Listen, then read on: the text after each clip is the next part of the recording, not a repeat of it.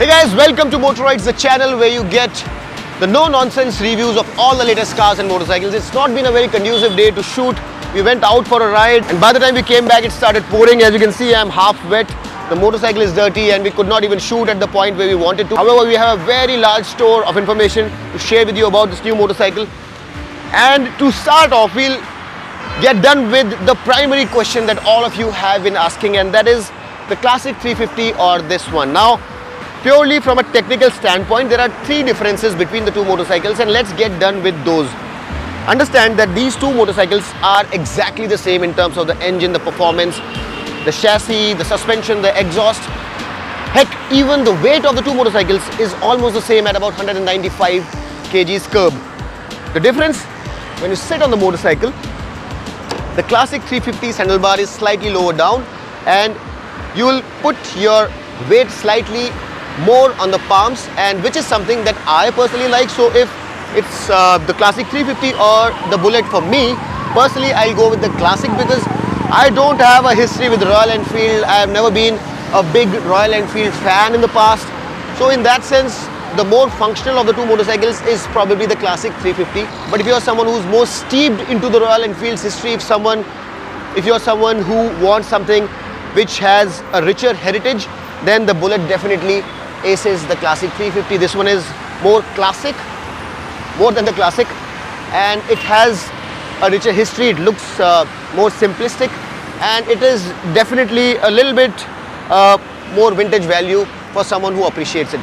The second difference is the seat foam, and the moment you put your posterior on the seat, you realize that there is more foam on the seat.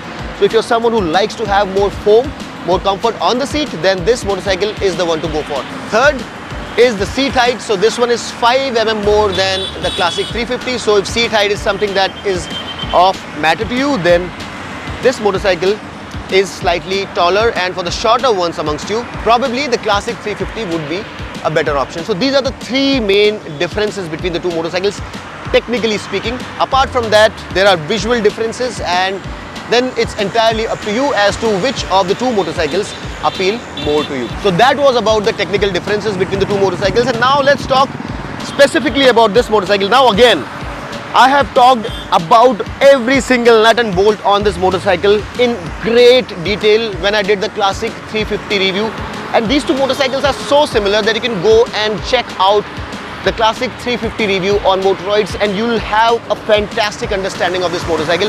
I am not going into those depths again. However, let's have a cursory look at what all does this motorcycle have. It's a robust metallic body and fender is metallic. Front is a 300 mm. You have a dual channel ABS on the mid and the top variant. The base variant has drums at the rear and a single channel ABS. At the rear you have a 270 mm disc on the mid and the top variants.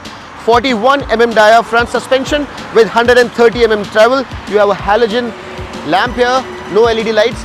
It doesn't come with an LED DRL. It gets these two Tiger Eye pilot lamps. Again, the blinkers are bulbs, so the things have been kept as classic as possible. At the rear also, the blinkers are bulbs, and the light, which is the tail light, is an LED from what we have been told. Now since I have fired up the engine, you would also do well to have a listen to the exhaust. Now understand that there is regulation, and for those of you who want to compare it with the exhaust of the old Bullet, it's never going to match up because the government won't allow Royal Enfield to have it as loud.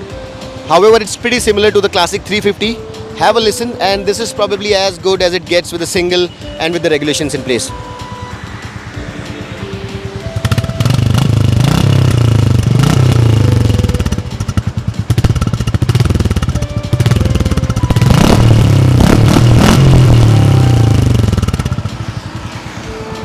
Is it loud enough? No, but in today's day and age, this is probably the best you can get. Talking still about some of the features, the switch gear is the same as the Classic. We have seen this before on the Meteor as well. So you have high beam, low beam and the pass. Turn indicators, this is the horn. And you have the ignition kill, and you can turn the ignition on. You have a hazard switch here. So all of that is pretty good. The mirrors are pretty sturdy, they are pretty wide too. I don't have any complaint against them. They're reasonably functional, and you get a ton of accessories, so you can replace them if you wish. You can replace the seat, you can replace a lot of other things, the foot pegs, you can put a windscreen up here. So there's a whole ton of accessories. You can also have a crash guard in various different shapes and sizes. So all of that is there. Now, obviously this is a Bullet, so you don't have a tacho, and you have this classically styled speedo here with neutral, turn indicators, battery, ABS light, engine light, and you have a very minimalistic kind of a digital instrument console with a fuel gauge, a trip meter, and this button here can be used to cycle through the trips. So you have 2 trip meters, then you have a clock, and then you have the odometer. You don't have much information here. This is the ignition slot, handle lock, and this is the key. And here you don't have a tripper, doesn't come as a standard. You probably can have it as an accessory. We have not been told anything about it. The clutch is on the heavier side, so if you're going to be riding in stop-start traffic, the clutch is going to be a bit of an issue. Tank is 13 liters, and the fuel efficiency would be about 40 kilometers or thereabouts to the liter.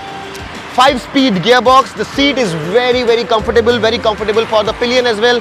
The grab rail is very usable, and it's a classic template. They have not screwed around with something which has so much history. So by the looks of it, it's not very different, and unless someone has a keen eye, he won't probably even be able to tell whether this is the new Bullet or the old Bullet. So it's very simple. And these golden stripes that you see here, yes, they're still even now hand painted, so that part of history has not been changed. Now coming specifically to the performance of this motorcycle, like always, I tested it to the hilt, and I realized that there is no difference in terms of performance as compared to the Royal Enfield Classic 350. And just like that motorcycle, in the first gear this will reach 50, in the second it will reach 80, in the third gear this will be hitting 100, and the fourth gear will take you to the top speed of 122 kilometers per hour. The fifth gear is kind of an overdrive, and it falls short of the top speed of 122 kilometers per hour. In terms of tractability, very tractable, very torquey in the middle of the revs. In the fifth gear itself, you can ride it from 30 kilometers per hour, in the fourth gear from 25 kilometers per hour, and in the third gear you can ride it from sub 20 kilometers per hour speed. So very tractable. The gear shifts are good. The suspension to me is slightly on the firmer side, like it was on the Classic 350. Feels very nice to ride on a highway. If there are broken patches, you do feel a slight vertical movement, so it can be slightly softer in my opinion. Even at the softest of the settings, it feels slightly firm to me, but for the heavier ones amongst you, this motorcycle would feel nicer. Also, if you load it up with a pillion, it feels a little bit nicer to me. The handling is pretty good, it's reliable, it feels very stable on a straight line. Around the corners also, it feels very much like the Classic. It's a lot better than the Bullets of yore, and the chassis now has more rigidity to it. It feels nicer, tauter. However, if you are really heavy and if you want to be going fast around corners, there is a bit of a flex. But that's okay. I think braking is good but not great. It's not as sharp as some of the more focused sport bikes, but it does stop in reasonable amount of time because it doesn't have a very high top speed, although the weight translates into momentum and it takes a bit of a time before it comes to a halt. So I could have done with slightly sharper brakes. Now in terms of variants, you have 3 variants to choose from. You have the basic variant where you have 2 colors, a military red and a military black, and there you have the starting price of 1,73,000 rupees, ex-showroom of course, and there are a lot of differences, so the color is not as rich in my personal opinion, and all these adornments that you have here are replaced by a more simplistic Royal Enfield white colored logo. That motorcycle also doesn't look as classic as the higher variants. Talking of the higher variants, this is the mid variant, and seems like this maroon color has taken the fancy of a lot of people. They have been loving it. We also like it. So in the mid variants, you have this maroon and you also have another black. So both are glossy, and this variant is 1,97,000 rupees ex-showroom, and I personally believe that this is the most value for money variant because it looks like a proper Bullet, and if you go higher up, you don't get any extra features. So on the mid variant also, you will get everything in terms of the features and functionalities. You will get dual channel ABS, which is the primary differentiator. On the base variant, you have a drum at the rear and a single channel ABS.